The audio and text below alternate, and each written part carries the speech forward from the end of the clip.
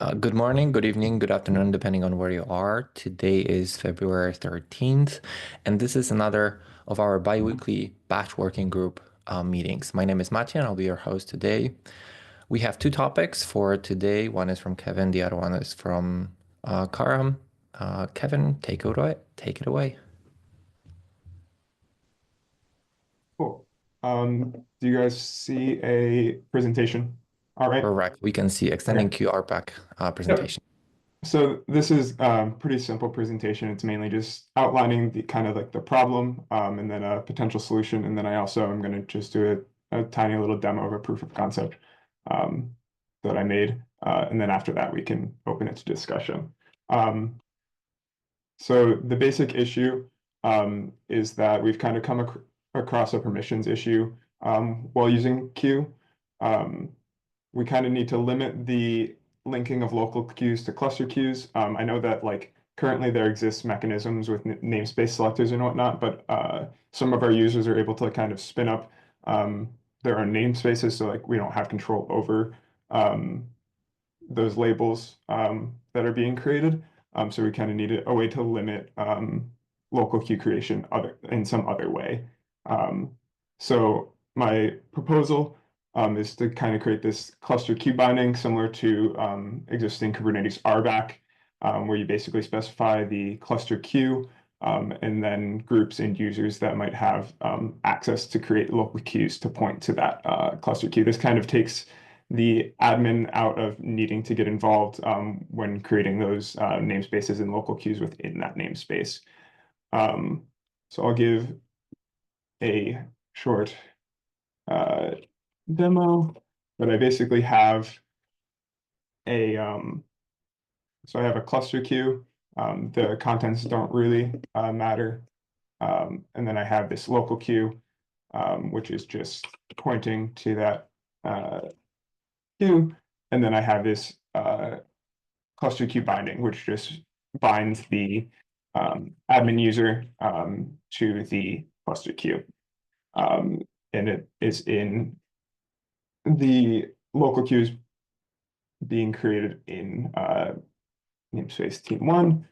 So I go in here and I do, I've already created the cluster queue in this cluster. So I'll try to create the bar local queue. And you'll see that we get an error just because the user group is not allowed to create the local queue. So then if we do founding and then try this again, we can see that the local queue is successfully applied. So that's more or less the user workflow that I was envisioning. So yeah, the potential solution. I know that there's other solutions that we could achieve something similar, such as like adding the bindings to the actual cluster queue CRD. So I kind of want to open it up to discussion and see what people think about this as a potential like KEP or feature to add to queue.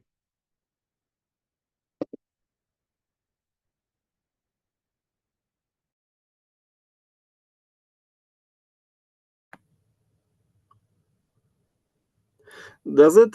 Okay, I should have raised my hand, but no one was speaking, so I sort Go of ahead. allowed myself to go ahead. Does it really require any changes to like Q code, or this is just about extending the YAML files with additional bindings? So I achieved this with a validating admission policy, not a validating admission policy, a validating admission webhook. That's mostly separate from the Q code. There's also the potential to manage this by creating like validating admission policies that encode a lot of this these like bindings and stuff too. Because my question is like goes towards like I can very much see the need and the use case to support such a filtering like or safety. But I wouldn't like, let's say, to code that much in Q and leave it, let's say, to the administrators to decide how they want to protect, for example, users joining to some clusters queues that global cluster queues that the administrators don't want them to join. So I would look for a solution that is kind of node code, just configuration, and then document how we achieve this. Because if this is just about deploying a couple of YAMLs, then rather than committing in the sense of code, I think we could just document what you do. And like a best practice or recommended practice, or at least one of the practices you can consider when deploying Q in production. That would be my at least I recognize that initial. can partially just be, I think it might be able to be achieved with just validating emission policy per binding. This would just be, yeah, like a kind of more integrated way of doing things. Yeah, and we generally do have like the documentation recommendations for the validating admission policies. They don't require any code, webhooks or anything, just a little bit of YAML. So I think this is the case as well here.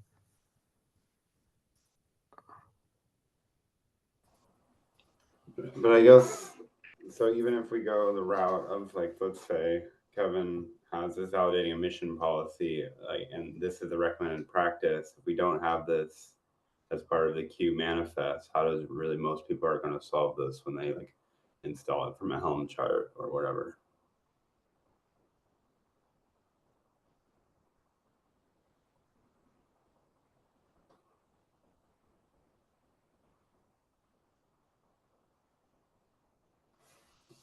Sorry, Barsh, I also spoke out of turn. You can go ahead if you want.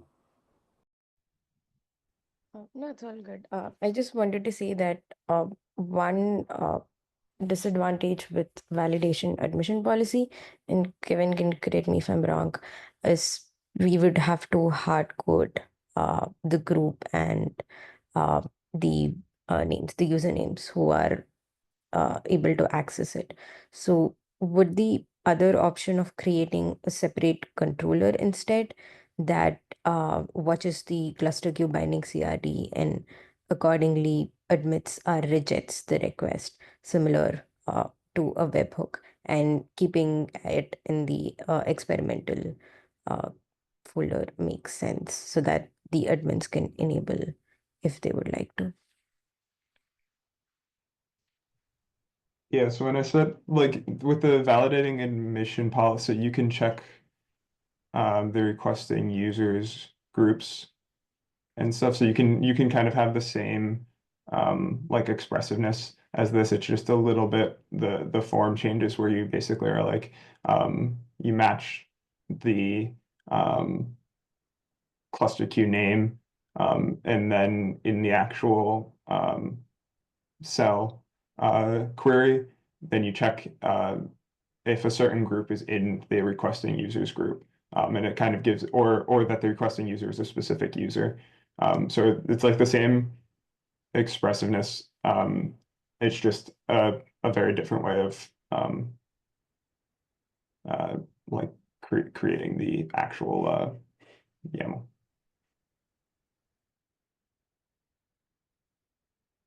Yeah, it's just that if I'm not wrong, if an admin has to enable this, they would have to manually fill in the validation admission policy entirely, Yeah. Yeah. which kind of could be a scalability issue. So, uh, would it make sense to create a separate controller that watches the cluster queue CRD and takes an action on it? Cluster queue binding CRD, I Yeah, mean. that was kind of my thought. Like originally I was doing a validating admission webhook, but I think that it could also manage those validating admission policies based off of the actual spec of the cluster queue binding. Go ahead, Dave. Yeah, and so I think this is also related to, I mean, there are the things an admin has to do to figure out how they're going to put Q on their cluster, and so a related thing to that is if they want to put on um, uh, manage jobs without queue names, and they just need to set up some kind of manage jobs, a namespace selector that relates to the namespace they want to manage and they don't want to manage, and that may be tied up to the permissions that users have to create local queues and namespaces or not. So it seems like there's a bunch of related things, and that maybe um, an approach would be to have a couple of fully worked out, like here's how you deploy queue for this particular set of circumstances with all the YAML and everything that someone needs to do that, because it is going to vary from one organization to another how they're going to want to do this. But there are several things that someone has to do to go to it from a development system to a production system, and we could help them see how to do that. But I'm not sure if having one true way to do it is going to be viable.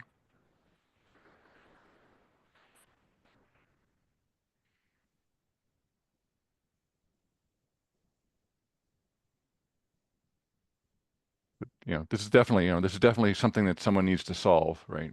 We've solved it a particular way when we use it, which the way we do it isn't generally applicable, probably. How do you solve the issue in your cluster? What we do in our clusters is we have uh, a namespaces. Each team of users has a single namespace. That namespace has a single local queue that goes to a single cluster queue that's effectively one-to-one relationship with that, and only cluster admins can do it. But our users can't create namespaces, so we're in a different place than many of the customers that Kevin's thinking about. Right? We're much more of an admin sets up things. It's relatively static, um, but you know.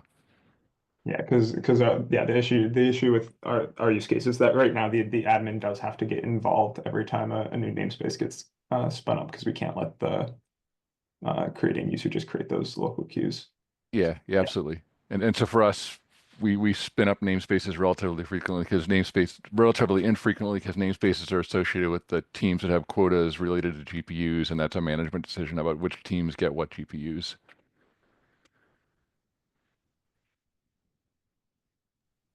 Anyway, that's it.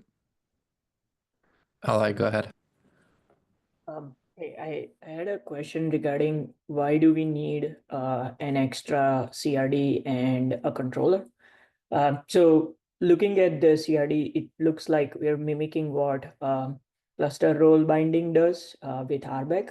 And if we can express the binding of local queue to cluster queue as an actual verb binding, then we can use the same RBAC mechanisms to control this action at a higher level. Is that something that was explored as part of this solution? Yeah, so I don't think you can express this relationship with existing Kubernetes RBAC because it's usually down to like the namespace level. So all you can really say is that someone in a specific namespace can create local queues. You can't kind of lock that down on the actual spec of the local queue being created, which is where the issue arises here.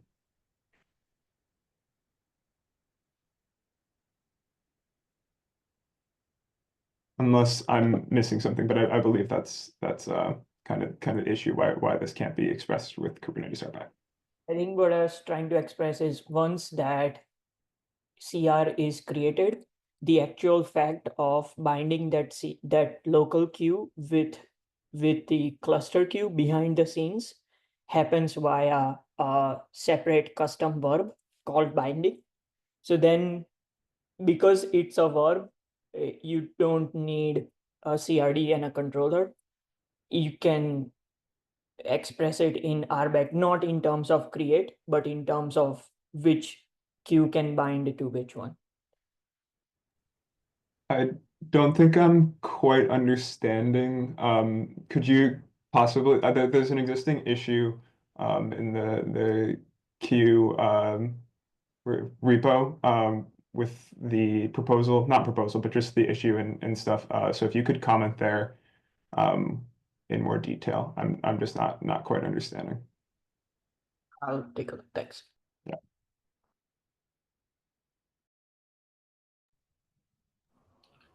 I guess maybe what could be helpful, Kevin, is like, is it possible to do this out of like to have the controller, or if you want the controller path like out of tree for Q as like a proof of concept to see if this is like something we can have as an add-on.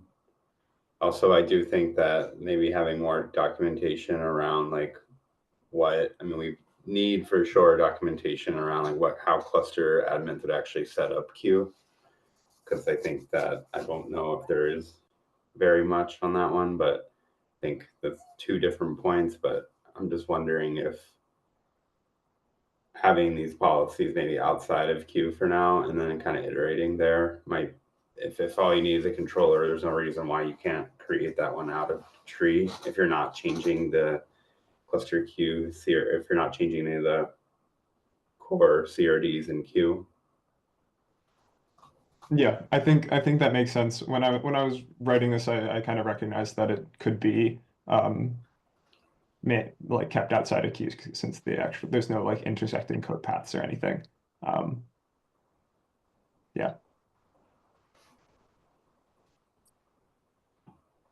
And I guess Dave, it might be like for if you like, it could be a good documentation update if you want for, I mean, we could have start some ways you could set up clusters for Q, because like it's not, I mean, I read the docs and it isn't actually clear to me like what our recommendations are with all these fields, and it's kind of all in flight right now. But I think we should start thinking about what Q stand, like what we should have configured, you know, for the namespace selectors, namespaces, how the local queue stuff, like local queue defaults would work and all that, and having a recommended approach for this, because I don't even know if our default deployments match our, if their default deployments are what people are actually using in production or not.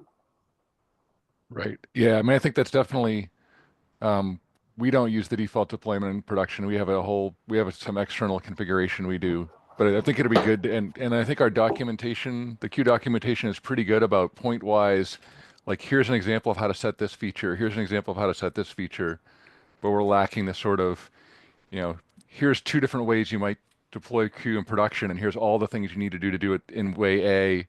Here's all the ways you need to do it in way B. And I think if we had that, that would be a nice documentation improvement. Yeah, I agree. And I guess, Mikhail, do you have a lot of visibility into how Google sets up Q, or is it more like up to the customers on their GKE clusters? So yeah, generally it's up to the customers, and that's why we would also like to have freedom as much as possible, and we know that different customers differently approach this and have like different models, very different, let's say, regarding like mapping one-to-one between local queue, cluster queue, but sometimes there are like different ideas about how they should map. And that's why as much as I very much like the idea of documenting the way how queue can be productized, we know that there are different, like very different approaches to productization in the wild. So I wouldn't want to cause complications to some of the users who already do this one way or another. I would rather like prefer to document some if you have some good idea how to do it. But as I was saying, I already know that there are different ideas about what is the good way. But I'm totally open to streamline some of the ideas, like that are sensible and that emerge as common patterns. So yeah, I'm totally open to that. And I know that, let's say, there are different approaches to productization. That's why I'm even put on the chat the issue. We know I think the issue was focused on other aspects, but I think it goes in the common theme that to somehow document better or also suggest, because as Google, we have one report. This is called AI on GKE. You can search it, and it touches some of the aspects of productization. But first of all, it's a little bit outdated at this moment. So, and it doesn't probably touch all the aspects, and it's only like a baseline, and many users probably have diverged from that a long time ago a lot. So I don't have like a clear idea like what's the best way, but I'm again perfectly open to document one way that is sensible. And Yeah, that makes sense. Thank you. No, I agree on all that.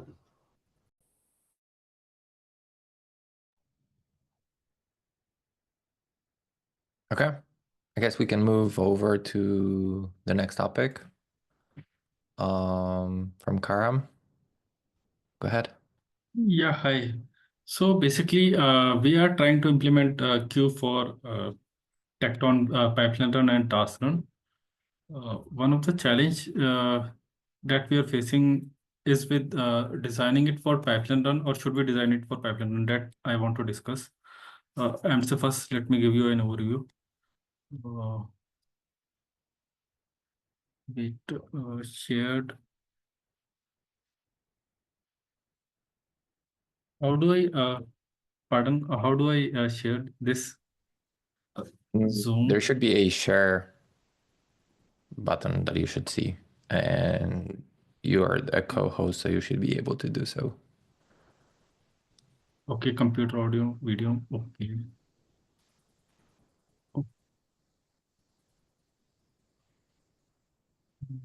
Okay, can you do one thing? Can someone share this? I'm sharing the chat actually. Maybe can someone share this? Sure, just send the link and I can Yeah, open it up. Yeah. Just. Hold on.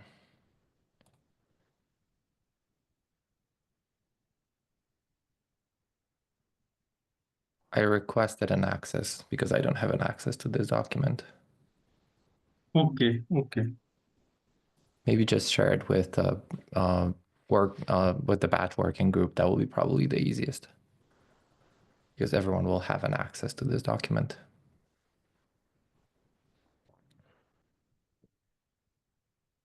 Oh, okay. Can you share? How do I share with you? Pardon? You should get an Yes. email. Yes. I'm Just seeing it. Yeah. accept the email, and then I should be able to get into that. Yeah. So basically, first I want to give you an overview what pipeline run and Tecton does actually. Can you share? I have given the access. Yeah, I know I can share. Give me a second.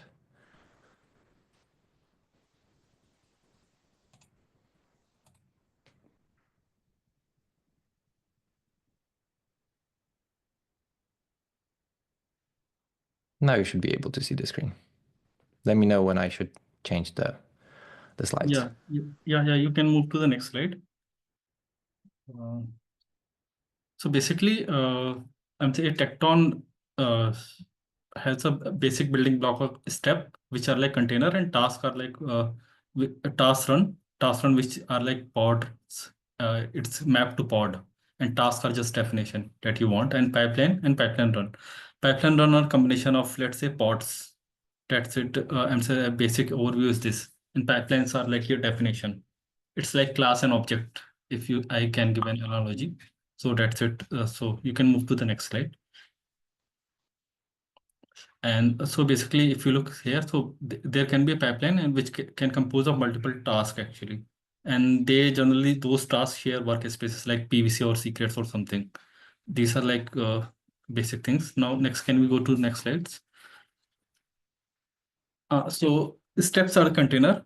So obviously, like the way we write a container, it is basically same for IMC, like nothing different. You can move to the next slide. Not a task. One thing is like in task, all the steps run sequentially in the sense that all the container run sequentially. We have done something so that any steps, any container that is defined in task run sequentially. So next, can you go to next? No, so pipeline is a bit more complex actually. When you define tasks in a pipeline, what happens is those tasks can have a dependency between them. By default, those tasks run parallelly. If there is no dependency, all tasks, let's say you have 10 tasks, all the 10 tasks will run parallelly. But if there are some dependency on some tasks, they can be skipped also, or if it's like mandatory task, it will fail your pipeline run. And then same with us, they can be I'm say dependent on, let's say, both the task, or they can be dependent on single task, all those kind of things. We have a tag actually, a directed graph for this. So the basic challenge is like, can you go to next now? So obviously runtime gives you the task run, pipeline runs. So basically when you create a pipeline run, it invokes task run either parallelly or whatever the way tag as tags is resolved by the controller, pipeline run controller. It's create task run. So I would say either parallelly or sequentially, or whatever the dependencies are. So the next, can you go to next? Okay, no, sorry. Okay, you can go to next one. This one is like, sorry. Uh, yeah, so task run, one pod can map to task run, so it is quite easy to implement actually. Like we have done, I see you have done for jobs or pods or anything that can be done. But there is something called retry also. So in retry, what happens is a task run pod can spin up multiple time if it's failed, and you can specify it, let's say 3 times. You can retry. So what should be done in this case actually? I have no idea. I'm saying like if I implement it, and there is no suspend or unsuspend thing. So while implementing the controller, what should I do here? So queue, typically for pods, they do scheduling gates. That's at least when I looked at Tecton pipelines as an example, I relied on the pod integration where queue will automatically, if you have at least in the case I did, if you had the right label for a queue name, it will gate the pod. And so, and I guess the question, yeah, so that's at least, I'm sorry, I missed if that's, I mean, you could always have a suspend field on a task run, and that's probably I actually don't know if that's the better option now or whatnot, Yes, yes. but So reason for going with task run is like, let's say when you create, do this based on pod. So challenges that we face in cluster is like all those things like pod are spin up. I mean, the pods are, let's say, the way at present in queue, it's defined that Tecton document I went through. So it creates a pod actually.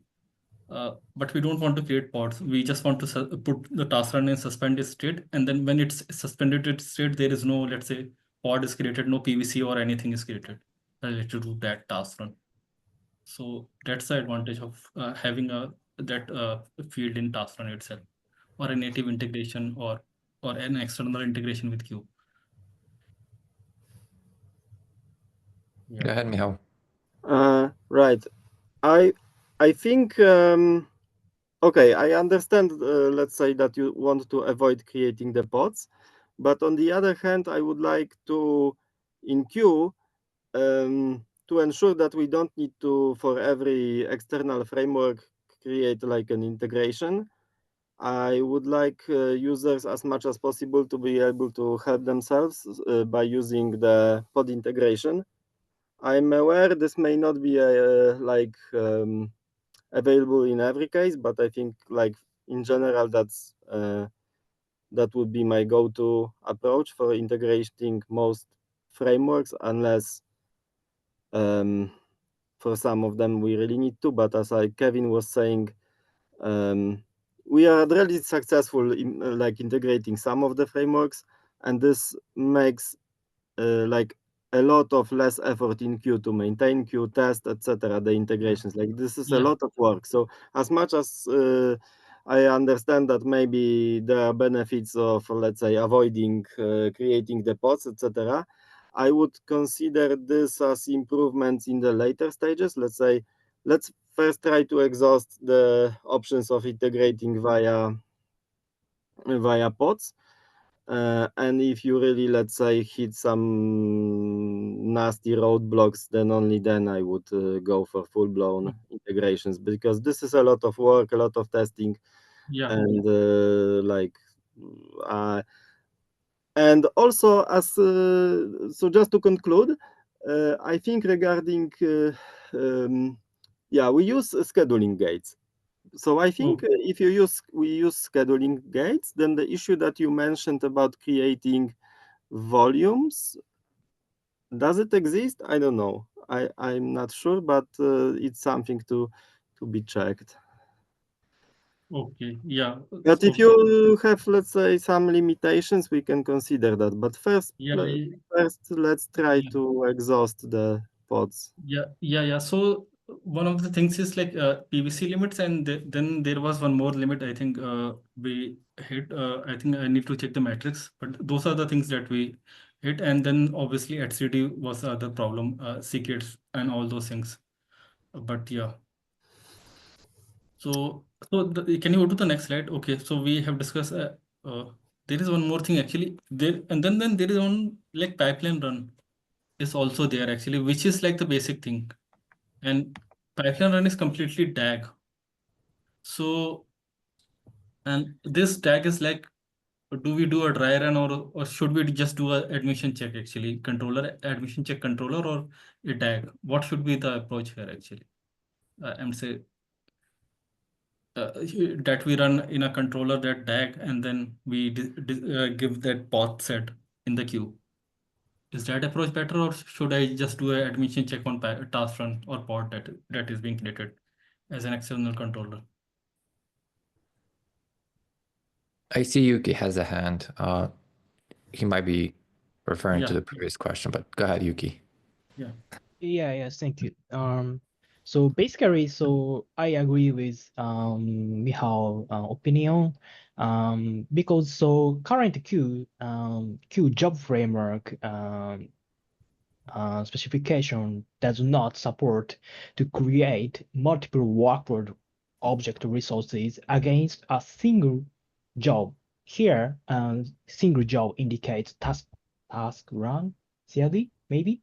Yeah, Yeah, so if we want to natively support pipeline run or task run CRD in upstream to job framework integration, so we need to construct creating multiple workload objects against a single CLD. Yeah, so this is so actually so technical point. So yeah, so and so I think so. It's not easy um, to refine our job framework to support the behavior currently. So or if your requirement can be satisfied by current um, Tecton supporting reverting by pod integration, uh, I I want to keep current supporting yeah, behavior. yeah. And the other thing is, okay, so obviously we need to look into this because there is something called timeout also. So it's quite possible that pods are scheduled for different pipeline runs, and the other pipeline run which is like waiting, it could be waiting on bigger resource. I'm saying like much larger resources, and it could time out actually. So that's the other limitation here with just going with pods. Go ahead, Dave. Yeah, so this is related to the point about emission checks and the sort of the pods being a DAG. Is there?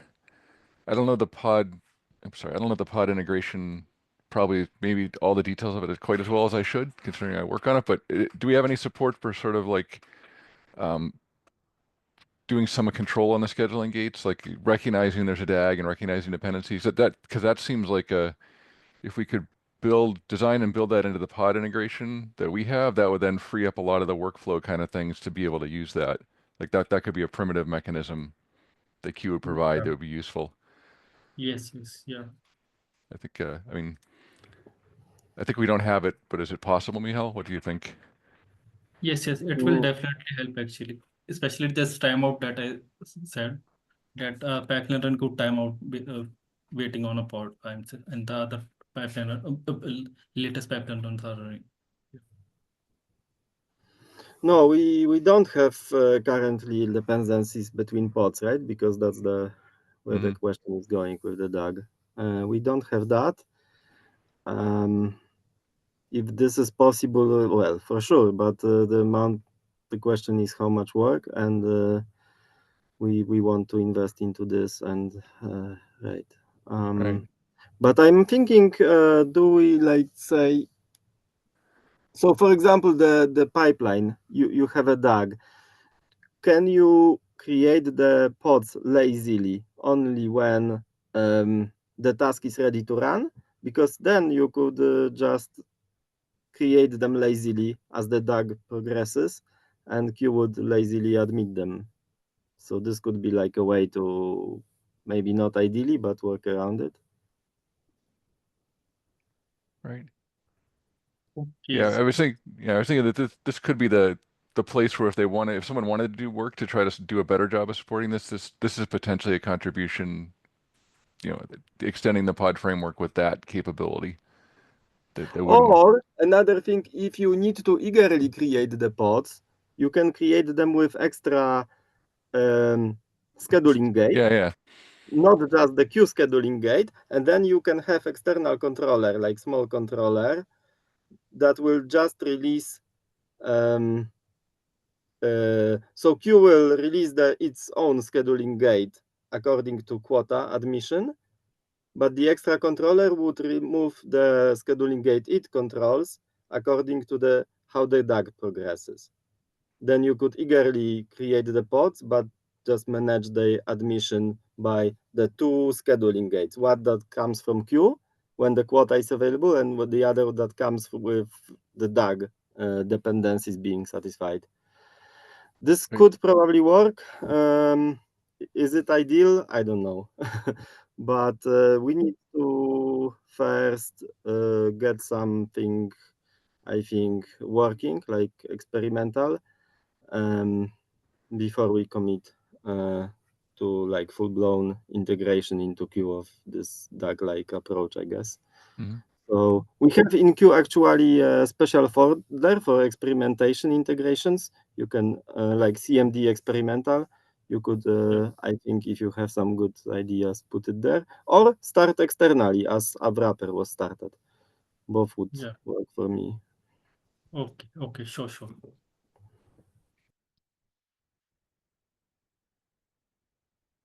Yeah, I agree. I feel like the second scheduling gate makes a lot of sense, and then controlling a lot of that flow in like Tecton, so you can kind of have like a look ahead mechanism, so then you can kind of figure out how many of those pods to create ahead of time for Q to schedule or whatnot as well.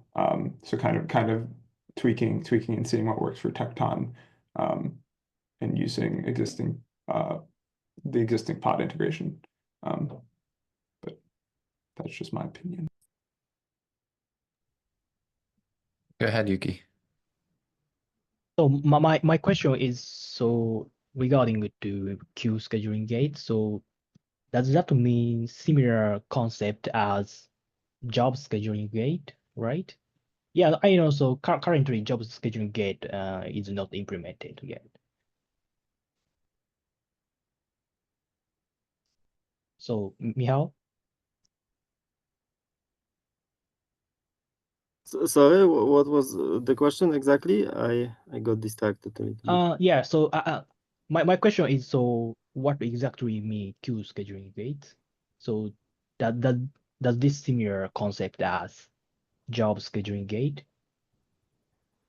No, this would be job scheduling gate is like not implemented yet. This is at the level of jobs. I was thinking about just pod scheduling gates, but just another name.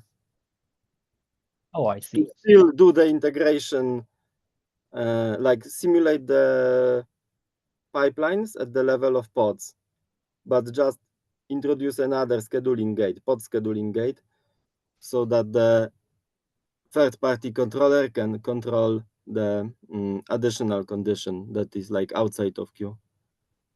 Not I see. not Yeah. dependent on quota, but on the DAG. Yeah. Yeah. That sounds great. Yeah. Thank you. Okay, thanks everyone.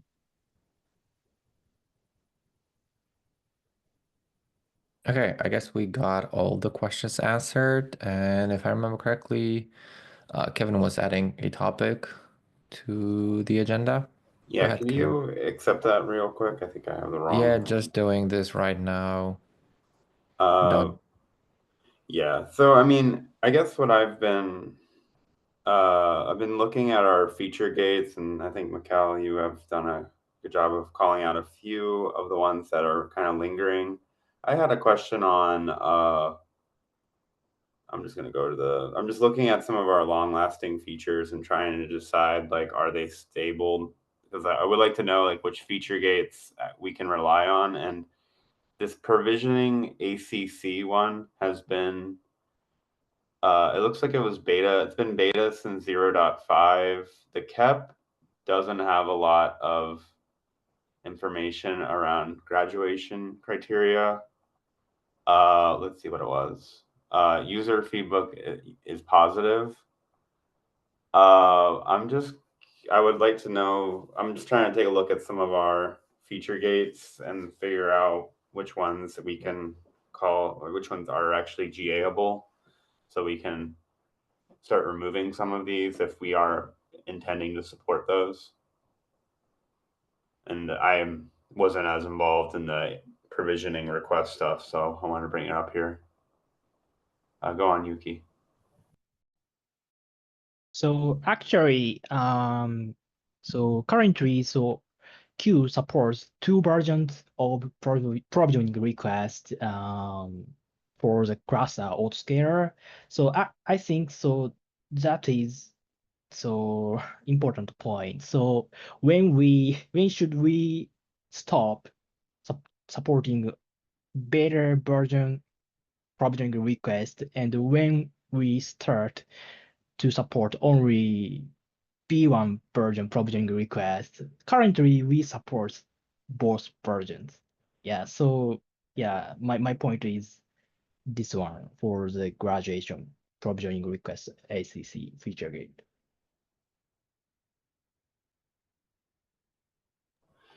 Yeah, I mean, I'm happy to. I can create an issue and we can discuss the GA potential for provisioning request. I'm just trying to look at which feature gates we have and which ones we would want to default for Q, or if, like, making sure, like, there are some that we know we may want to turn off and others we want to leave on.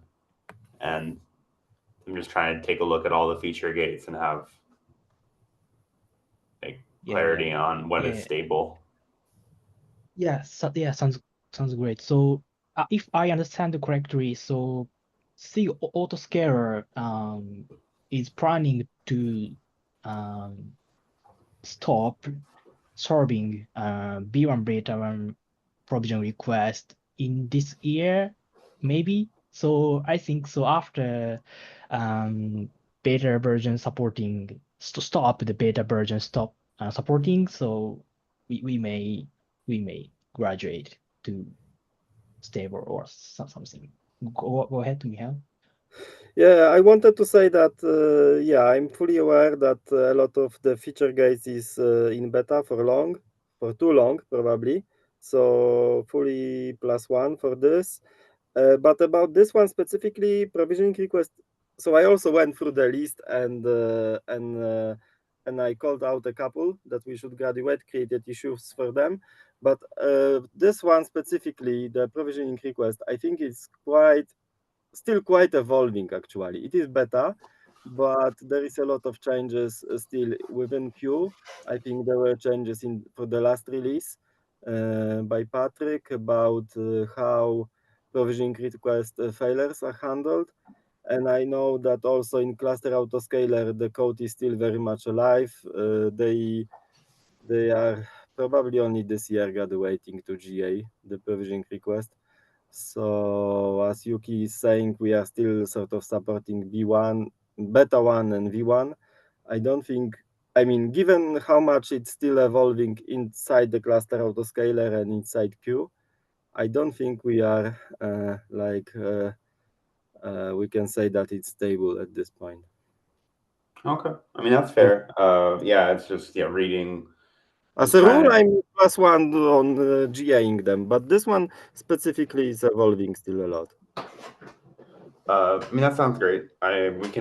Maybe we should capture some of like an update if one of you would want to update the cap to kind of reflect the current state, because it's a little unclear. It was unclear to me what the blockers were for GAing it, or even just an issue.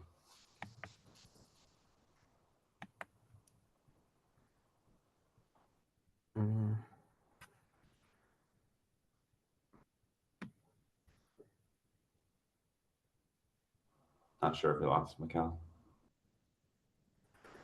No, that sounds good. I can try to put it together, my thoughts on, but also Yuki, on what are the blockers. Like, I don't think it's like very much, probably the version and the fact that we are still upgrading. There were changes recently. I can try to put it in a comment here. Yeah, and like I guess the other one, this is important for us because we're discussing provisioning requests in my company. So I was curious on like how stable provisioning requests are for Q for even from like a beta standpoint. So that's kind of where I was a little unclear on this one. The other ones I think were a little bit easier to follow, at least some of them. I have comments on a couple, but thanks for taking a look at that and creating the issues that you did for the other ones. It's helpful. It's definitely nearing stability because in cluster autoscaler, I think now we have V1 for provisioning request. But again, it's still evolving a little bit. Okay. All right. Well, thank you. Okay. I believe that's the end of our topics for today. Thank you very much, all, and see you next time. Bye, folks.